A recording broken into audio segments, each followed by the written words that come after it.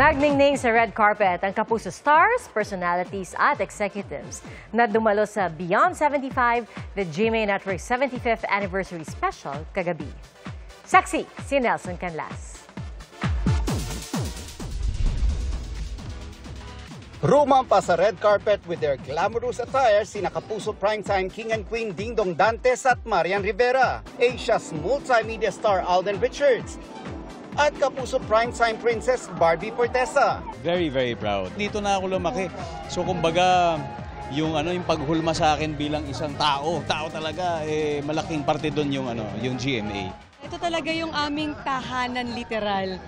Parang lahat nasa GMA . Yung ngayon palagi namin sinasabi na proud kami to be Kapuso at mananatili kaming Kapuso. That gut feel served me right, and I couldn't be happier that I'm still here in GMA after 15 years. Gaya ng Diamond Year celebration, kuminang din sa red carpet sina Rian Ramos, Gabby Garcia, Sanya Lopez, Kylie Padilla, Julian San Jose at iba pang Kapuso stars.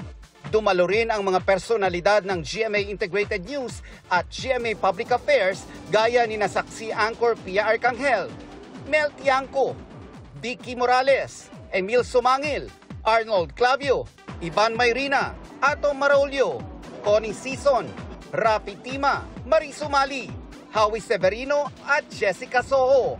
Present din siyempre sa mahalagang milestone ang mga haligi ng Kapuso Network sa pangungunan ni GMA Network President and CEO Gilberto Arduabit Jr., Executive Committee Chairman Joel Jimenez, Executive Vice President and Chief Financial Officer Felipe Yalong, Senior Vice President Attorney Annette Gozon Valdez at iba pang opisyal. Unang-una at higit sa lahat, yung taus-pusong pasasalamat sa ating mga manonood, sa ating mga kapuso. They are the reason we're here.